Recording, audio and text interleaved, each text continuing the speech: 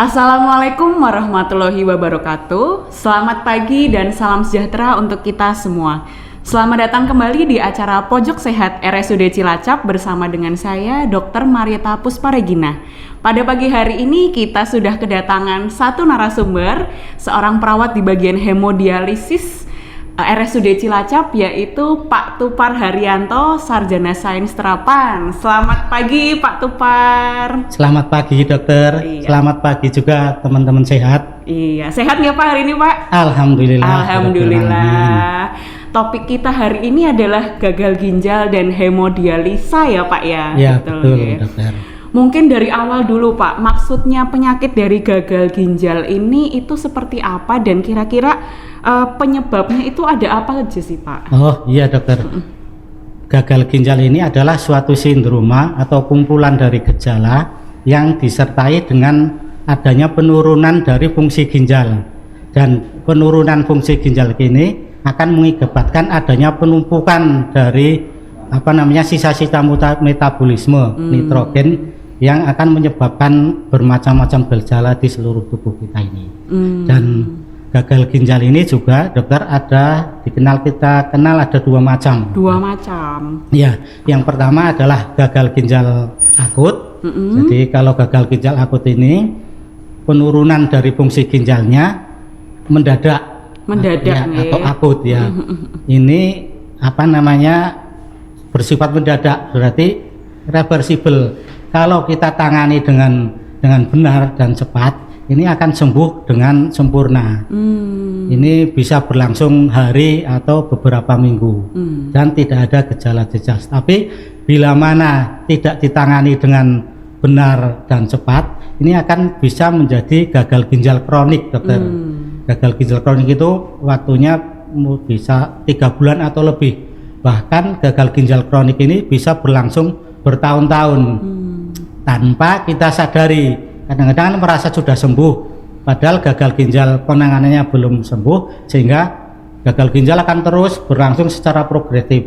Jadi suatu ginjal masih berfungsi 50%, ini biasanya masih asimptomatis, masih tidak menimbulkan gejala apa-apa. Kadang-kadang ada pasien misalkan datang untuk medical check up gitu ya, nanti baru ketahuan ternyata ginjalnya bermasalah dari labnya, dari labnya. Padahal merasa sehat, tidak ada masalah apa-apa, tapi ginjalnya sudah ke arah kronis. Kalau gitu tidak ada gejala apa-apa, karena memang masih di bawah 50% yang rusaknya.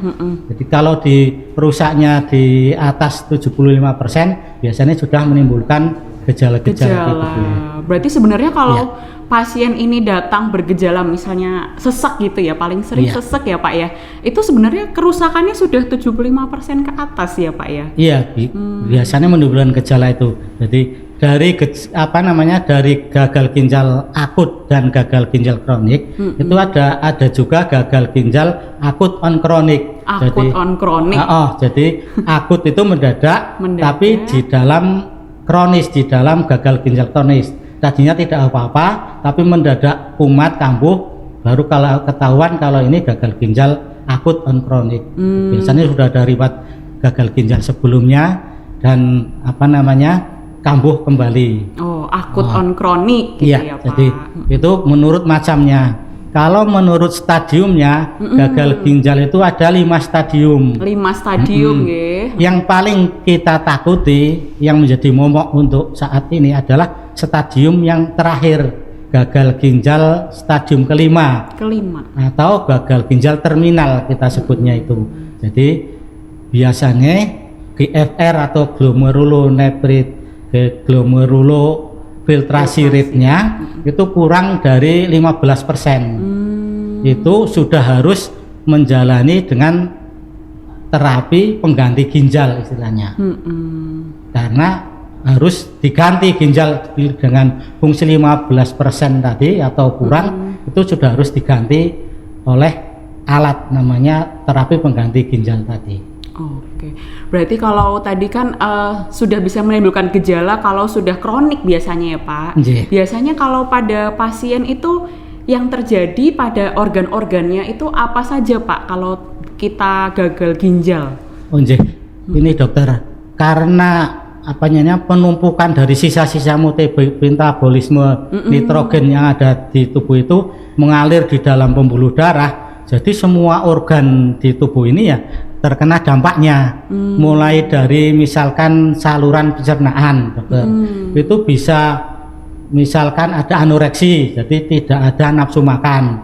Mulai bisa juga mual, muntah juga bisa, atau juga bisa penyakit lambung. Jadi kadang-kadang juga pasien datang ke rumah sakit itu tidak ngomong bahwa saya gagal ginjal, tapi menyampaikan keluhan-keluhan tadi. Misalkan saya misalkan saya gastritis, atau bahkan kalau sudah parah itu bisa terjadi perdarahan di saluran cerna. Itu akan sangat bahaya. Untuk yang di saluran cernaan aja. Baru saluran cerna itu. Padahal organ-organ kan juga lain, misalkan organ di paru-paru dan pernafasan itu karena air itu tidak bisa dikeluarkan melalui sebagai kencing itu, maka air akan numpuk di dalam tubuh kan, sehingga di paru-paru pun akan ada udem pulmo istilahnya itu. Jadi udem pulmo itu adanya cairan di dalam pulmo, di dalam paru-paru. Ini menjadi kegawatan tersendiri untuk di rumah sakit, sehingga ini harus segera ditangani. Untuk yang di paru-paru, di jantung tidak kalah tidak kalah berbahayanya ini. Jadi karena salah satu fungsi dari ginjal itu kan antara lain kan menyeimbangkan dari elektrolit itu. Jadi tidak hanya sekedar membuang natrium, kalium dan lain-lain, tapi ginjal juga bertugas untuk menyeimbangkan keseimbangan agar tubuh tetap homeostatisnya terjadi seimbang. Kalau misalkan kalium tidak bisa dibuang melalui ginjal dan menumpuk jadi hiperkalemi, itu di jantung akan sangat berbahaya, akan menjadi istilahnya itu aritmia jantung. Ini akan rest dan akan menjadi henti jantung. Itu untuk yang di jantung sendiri. Secara nyata kadang-kadang juga kalau di kulit misalkan juga akan kelihatan kalau uremik itu, jadi penimbunan uremik di tubuh itu misalkan akan tampak pucat, gatal-gatal itu ada pruritus itu karena penimbunan uremik, ada juga kasar gitu, bentuknya khas lah pokoknya kalau misalkan jadi kalau misalkan ada penyakit jantung itu khas juga untuk di otak lebih-lebih lagi karena akan menjadi ensefalopati uremia. Pasien dengan uremik yang agak tinggi bisa terjadi kesadaran yang menurun. Kadang-kadang gelisah, ngomong juga nggak nyambung, seperti tadi kalau misalkan di diabetes itu juga nyambung kalau gulanya terlalu tinggi. Dengan urium yang tinggi sekali juga di otak bisa menimbulkan penurunan kesadaran, bahkan bisa sampai koma gitu. Namanya ensefalopati uremia. Gitu. Jadi memang bahaya dari gagal jantung ini ya. Gagal ginjal ini menyeluruh ke seluruh tubuh ini. Ibaratnya tadi kan ginjal ini tempat kita menyaring ya Pak ya, yang perlu dibuang, yang dipertahankan. Lah saringannya ini kok rusak gitu ya. Iya betul dokter. Ya udah kalau ada yang perlu dibuang masih bertahan di tubuh ya semuanya jadi berdampak gitu ya Pak ya. Betul dokter. Kalau tadi kan Bapak sudah sempat menjelaskan ya Pak ya, kalau sampai gagal ginjalnya terminal Pak, ternyata dibutuhkan terapi pengganti ginjal. Sebenarnya mungkin nggak hanya terapi pengganti ginjal, kira-kira kalau sudah terjadi dari stadium 1, 2, 3, 4, 5 itu tata laksananya seperti apa Pak? Oh iya dokter, jadi kalau ada orang gagal ginjal masuk ke rumah sakit itu biasanya nanti diterapi secara konservatif dulu. Konservatif dulu namanya. Jadi dengan pengobatan, dengan pola hidup yang sehat gitu. Jadi misalkan penyebabnya adalah di prerenal. Di prerenal itu misalkan dehidrasi gitu ya.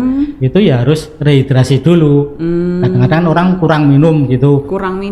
Jadi tidak langsung diterapi pengganti ginjal enggak. Kurang minum ya harus dikasih minum dulu. Misalkan hipotensi, tensinya terlalu rendah, itu juga tensinya harus dinaikkan. Jadi itu kalau terjadi masalahnya di prerenal. Sedangkan kalau terjadinya ini di renal, misalkan ada infeksi di glomerulus gitu, ya biasanya dokter nanti akan ngasih antibiotik secukupnya untuk mengatasi infeksi di glomerulusnya. Sedangkan kalau penyebabnya nanti di post renal, pasca renal, misalkan ada batu di vesika urinaria, ada misalkan tumor, ataupun yang sering ini yang hanya terjadi di laki-laki ini adalah BPH atau benigna prostat hipertrofi. Prostat ini yang sering itu kadang-kadang juga yang terlalu lama prostat itu juga menimbulkan gagal ginjal karena air keluarnya itu tidak lancar. Ya, itu harus ditangani dulu. Seandainya semuanya sudah ditangani dari konservatif ini, tapi tetap tidak memberikan hasil yang maksimal, maka perlu adanya terapi pengganti ginjal tadi. Jadi terapi pengganti ginjal ini itu sebenarnya ada 3 macam, dialisis dan transplantasi ginjal. Dialisis itu ada 2 macam, hemodialisis dan peritoneal dialisis. Lalu yang paling bagus itu sebenarnya transplantasi ginjal. Jadi kalau di rumah sakit umum ini baru kita bisa melaksanakan hemodialisis saja. Sedangkan untuk yang peritoneal dialisis sama transplantasi ginjal sementara ini kita belum. Nanti di masa yang akan datang ini ada ketentuan lagi dari Pernepri atau Persatuan dari Nefrolog di Indonesia maupun dari Askes BPJS itu juga ini sekarang mau menerapkan juga untuk bisa melaksanakan peritoneal dialisa itu 10%. 10% dari pasien gagal ginjal yang ada di rumah sakit ini yang melakukan cuci darah itu nanti 10%-nya harus dengan metode yang baru ini. Karena gimana lagi bahwa di hampir semua rumah sakit di Indonesia ini untuk unit-unit hemodialisa penuh semua ini. Berarti memang pasiennya banyak pasiennya ya Pak ya? Sekarang banyak sekali, jadi tidak terkecuali dengan rumah sakit kita, rumah sakit umum daerah Cilacap ini. Saat ini kita mempunyai 20 mesin nih dokter. 20 mesin. Itu sesinya 2 kali. Sehari itu hampir 40 pasien itu. Jadi yang 20% sih kita untukkan pasien rawat nginap. Yang 80% kita alokasikan untuk rawat jalan. Hingga hampir itu sehari itu pasien yang cuci darah di rumah sakit itu yang rutin aja itu 32. Itu di luar yang rawat nginap.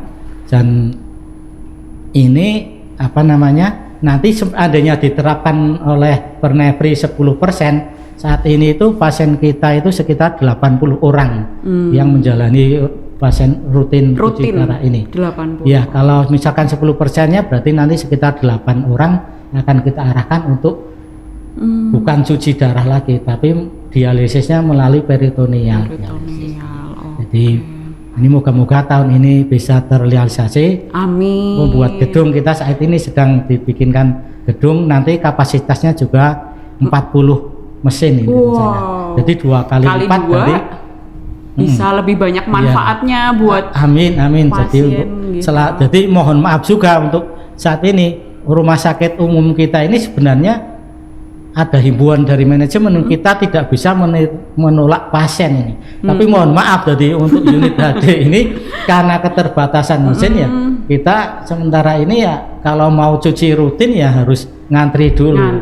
Memang ngantrinya banyak sekali. Jadi mohon maaf kita kadang-kadang nolak pasien untuk melakukan cuci darah rutin karena saking banyaknya. Lah ini ngomong-ngomong saking banyaknya Pak, sebenarnya kondisi apa aja Pak yang bisa meningkatkan angka kesakitan atau angka kematian dari gagal ginjal? Kok pasiennya banyak banget ya Pak? Berarti jadi seperti kemarin waktu COVID datang tiba-tiba itu juga bisa disebutkan ada kondisi komorbid gitu ya namanya. Komorbid namanya. Jadi di gagal ginjal ini juga ada komorbidnya.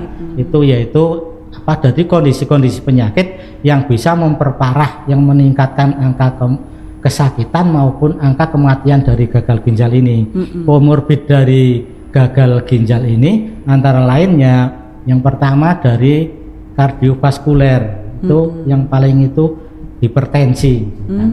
Jadi pasien-pasien hipertensi ini kalau bisa itu sangat harus mempertahankan fungsi ginjalnya, jangan sampai ikut kena itu, karena nanti akan meningkatkan angka kesakitannya kalau hipertensi.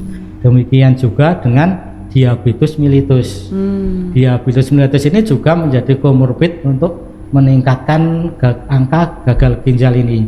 Seperti kita tahu bahwa ginjal itu menyaring semua darah yang masuk ke ginjal itu. Jadi sekitar 20% darah yang dipompa dari jantung itu akan masuk ke ginjal untuk disaring di situ. Apapun yang ada di darah itu nanti akan disaring di ginjal. Untuk gula itu semua kan disekresi, dikeluarkan, dan nanti oleh tubulus akan direabsorpsi kembali, dimasukin lagi ke tubuh karena masih diperlukan gulanya. Namun apabila kadar gula di dalam darah itu lebih dari 180 mg per desiliter, ginjal tidak lagi mampu memasukkan semuanya, sehingga sebagian gula itu akan keluar melalui kencing itu, kencing manis. Makanya jadinya kencing manis. Mengapa kencing manis itu? Karena ginjal tidak lagi mampu untuk menyerap kembali gula yang ada di situ, sehingga harus dikeluarkan oleh itu. Lah, lama kelamaan itu memperberat kerja ginjal sehingga jadi tambah rusak. Itu kalau diabetes mellitus.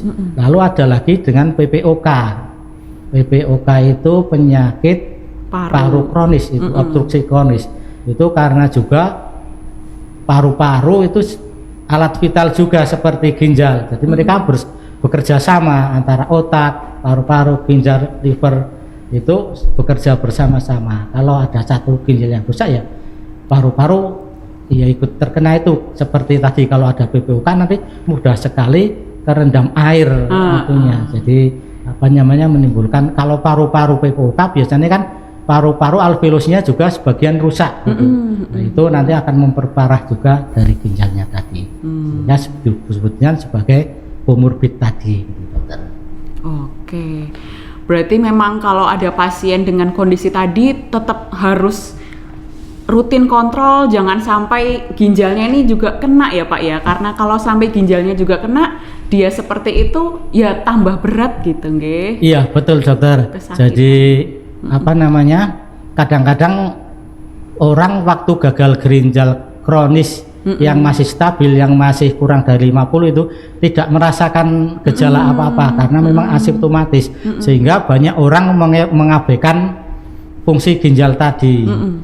Jadi memang ada perlunya kalau kita medical check up ya secara teratur, sehingga nanti akan tahu bahwa ginjal ini juga mengalami jadi konangan lah ibaratnya, untuk secepatnya biar bisa ketahuan. Iya, lebih baik mencegah ya Pak ya, betul, kita tahu betul. Daripada ujuk-ujuk sudah jelek gitu nggih. Iya betul dokter.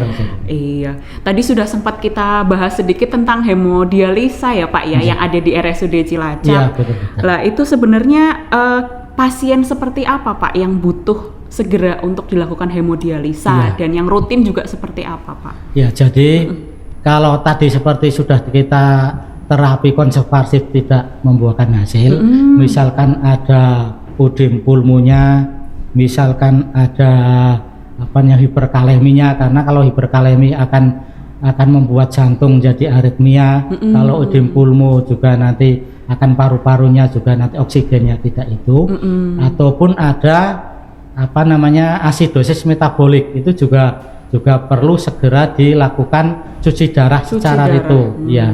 Jadi tidak menunggu lagi konservatif selesai prodrung. Jadi semuanya berjalan bersama. Terapi konservatif juga dilakukan, begitu juga dialisis juga begitu juga dilakukan. Itu untuk yang akut-akut itu. Sementara kalau yang kronis itu nanti ada angka dari laboratorium untuk menjalani cuci darah secara rutin. Lab apa itu, Pak? Labnya itu adalah fungsi kreatinin. Ureum yang kita pakai sama ureum sama kreatinin. Ureumnya ada lebih dari 100, sementara kreatininnya nanti lebih dari 8 mg per desiliter. Itu untuk yang non diabetes mellitus. Untuk yang diabetes mellitus itu lebih rendah lagi angkanya. Kreatin 6 itu sudah harus dicuci secara rutin. Sudah harus melakukan terapi pengganti ginjal secara rutin. Secara rutin itu berapa hari atau berapa minggu sekali, Pak? Biasa? Jadi nanti ada hitung-hitungannya, dokter. Itu nanti ada rumusnya, hasil ada resepnya. Nanti ada berat badan, ada berapa kali seminggu, hasil kreatinnya berapa itu. Nanti baru kita adviskan, dokter ngasih infus 1 minggu 1 kali atau per pasien beda ya, per pasien Pak? beda.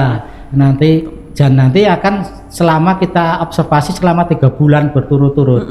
Jadi selama 3 bulan itu nanti kira-kira bisa lepas dari cuci darah atau tidak. Gitu. Nanti kalau 3 bulan ternyata ureum kreatinnya masih tetap tinggi, ya mau tidak mau, suka tidak suka ya rutin harus menjalani terapi ginjal pengganti ginjal ini. Oke, kalau untuk alatnya ini ya Pak ya, Bapak kan sudah bawa nih alatnya. Iya, betul itu ini dokter. Cara kerjanya gimana Pak? Iya, jadi kebetulan ini saya sekarang bawa dialiser ini namanya.